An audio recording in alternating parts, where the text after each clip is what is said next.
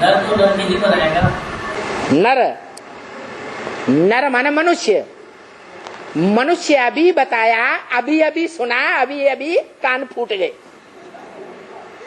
मनुष्य माने मनन चिंतन मंथन करने वाला मनुष्य नर कहा जाता है। नर नरक बनाता है। और जो मनुष्य अपने संकल्पों को रोक दे, नो संकल्प एटाल, वो मनुष्य कहा जाएगा या मनुष्य की श्रेणी से ऊपर कहा जाएगा। जैसे देव आत्माएं होती हैं, संकल्प विकल्प चलाती हैं, क्या चलाती हैं? क्या आत्मिक स्टेज में स्थिर रहती हैं? है? आत्मिक स्टेज में स्थिर रहती है।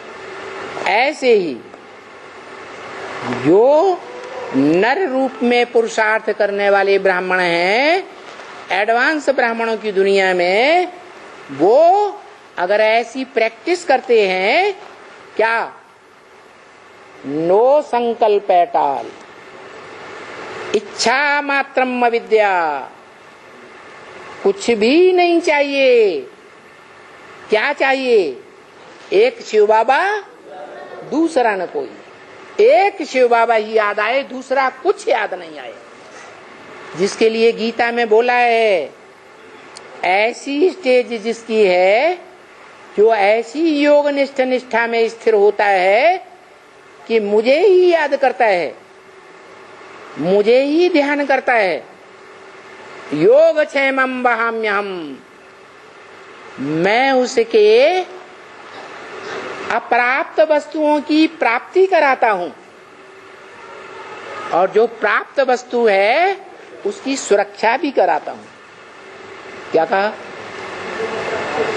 उसे कुछ करने की दरकार नहीं है, पेट का धंधा करने की दरकार नहीं है। दुनिया में अकाल पड़े, दुकाल करे, महावृष्टि हो जाए, अतिवृष्टि हो जाए, उसको कोई चिंता नहीं होगी। क्या बोला है? मेरी सेवा में रहने वाले बच्चे भूख नहीं मर सकते, जब गारंटी है।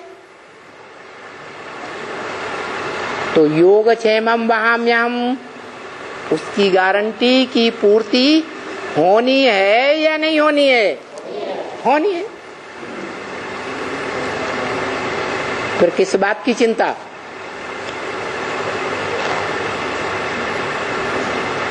अपनी देह में लगाव है तो चिंता। खिचड़ी खाने से हमारी जिंदगी में नहीं चलेगा।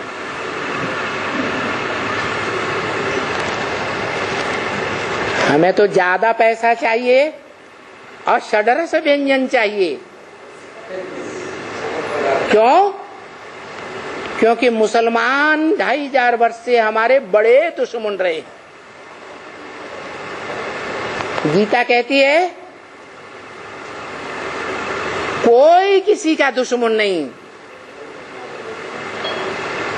आत्मा स्वयं ही अपना मित्र, स्वयं ही अपना शत्रु है।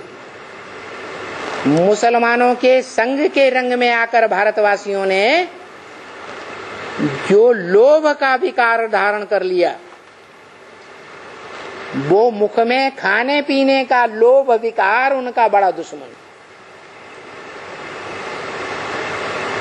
जिसके लिए धंधा दोरी चाहिए। नहीं तो पुरुषार्थ करने के लिए पाव भर आटा और थोड़ा सा नमक, जिंदगी भर पुरुषार्थ चल सकता है या नहीं चल सकता है? चल सकता है। फिर भी ये देह की चिंता क्यों सताती है? पेट की चिंता क्यों सताती है? जब भगवान बाप गारंटी देता है। देह की संबंधियों की चिंता क्यों सताती है? जबकि भगवान बाप कहते हैं अभ्यास है तो कौन्तेय वैराग्येण च गृह्यते। इस दुनिया से वैराग लाना है। दुनिया के जो भी देह के संबंधी हैं वो सब झूठे हैं। आज बड़े प्यारे लगते हैं, अपने को सच्चा साबित करके दिखा रहे हैं।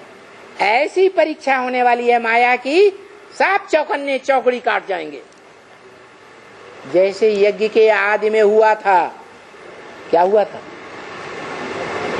है 7 तालों के अंदर जिन्होंने रखा हुआ था, सुरक्षित करके बंद करके रखा हुआ था कि हम तुम्हारी पवित्रता की सुरक्षा करेंगे, तुमको नीचे नहीं गिरने देंगे। जब 1947 में हिंदुस्तान पाकिस्तान की मारकाट शुरू हुई, विभाजन हुआ, खून की नदियां बहने लगी, तो वो सब तालों में बंद करने वाले चौकड़ी मार के भाग गए। एक भी ऐसा नहीं बचा जिसने उन कन्याओं की सुरक्षा की हो, माताओं की सुरक्षा की हो। आखिरी वो ही कन्याएं माताएं फिर यज्ञ में सन 47 में इकट्ठी हो गई। तो जो आदि में हुआ छोटे रूप में हुआ है, अभी अंत में बड़े रूप में भी होगा। इसलिए बताया है ये जो रूहानी यात्रा है, इस यात्रा में हम ऊपर की ओर जाएं, देह और देह की चिंता करते हुए नीचे की ओर ना आए।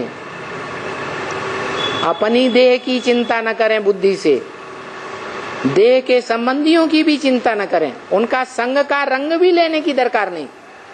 यहां तक कि बोल दिया लौकिक संबंधियों से न कुछ पूछना है, न उनकी मत पर चलना है।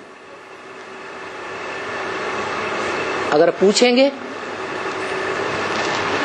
और वो तो अपनी ही मत देंगे और फिर उनकी मत पर चलेंगे, तो अब रिजल्ट क्या होने वाला है?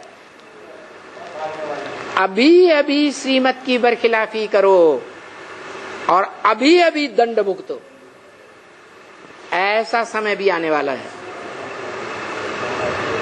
आज करो और कल ही भुगतो।